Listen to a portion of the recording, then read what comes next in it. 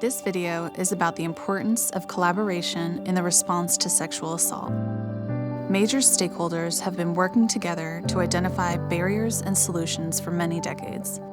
Their shared vision and work have spurred researchers to systematically evaluate their collaborative approaches to addressing sexual assault. Through their work, researchers have identified common characteristics of successful collaborations, including defined roles, trust, and a shared vision. Collaboration can be difficult. We all know that. There are so many agencies involved, and we have so many roles and so many players. Everybody has different agendas, right? Everybody was hired to do something different, and they're doing something that is their calling.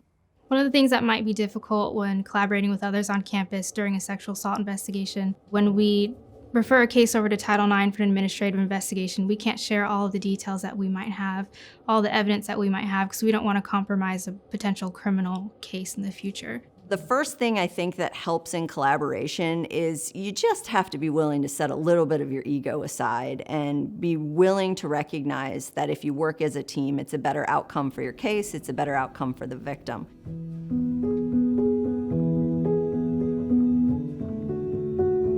Effective collaborations are built on trust.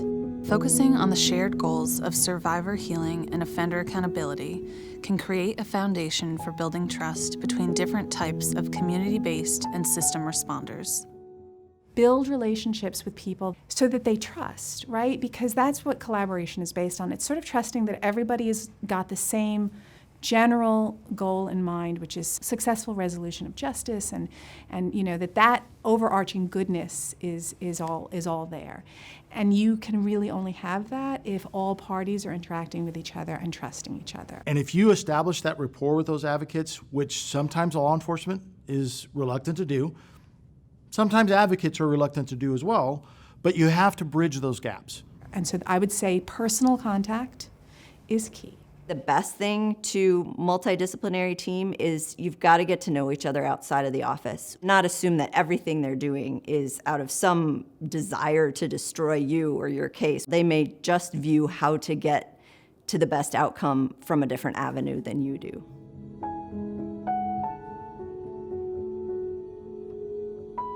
The relationship between advocates and law enforcement or prosecutors can sometimes feel adversarial. Criminal justice professionals may feel like advocates will disrupt or interfere with the investigation or prosecution. Yet, studies have shown that advocacy services augment survivors' recovery from trauma while increasing access to criminal justice and community services. For law enforcement, sometimes it's really hard to understand what a community-based advocate is doing, right? They're used to working with the advocates in their organization, to whom if a victim tells them something, they are required to share it with law enforcement. It's part of their job description. A community-based advocate does not have that requirement, and so it creates this tension, right? Because law enforcement feels like they have information that they're not sharing, they're not moving the cause of justice forward. But the community-based advocate is fulfilling their role, which is supporting the victim. Research shows that involving an advocate has positive impacts on the survivor and the case overall. While the advocate offers information, resources, and emotional support to meet survivors' needs, law enforcement can focus on securing the facts of the case and pursuing investigative leads, and a prosecutor can focus on case strategy.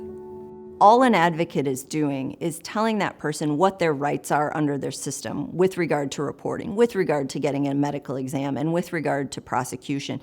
Telling them their rights actually gives them their power back, makes them be able to make the decision to move forward. The reality is, our track record right now with sexual assault cases is pretty lousy. So if you haven't been using an advocate, you might want to try it to see if you have better outcomes.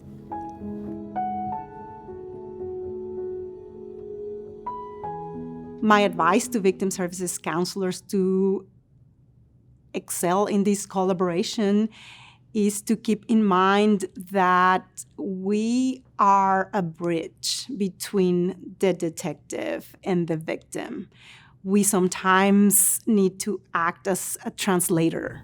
I find it very helpful in my community that we have a SART team, that we come together and allows us to have a better understanding of other agencies' roles. Research shows that partnerships, such as sexual assault response teams, between local municipal police departments, university police departments, prosecutors' offices, sexual assault nurse examiner programs, and community-based victim advocacy organizations improve criminal justice system responses and survivors' feelings of satisfaction with the process.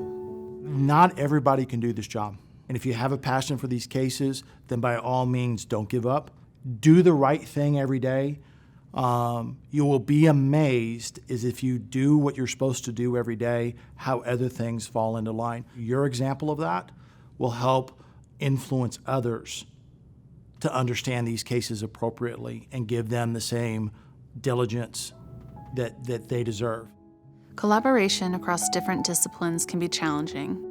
However, through understanding the roles and responsibilities of other professionals, building and establishing trust with those partners, and staying true to the shared vision of offender accountability and healing for survivors, multidisciplinary collaboration can result in outcomes not achievable by one organization or person alone.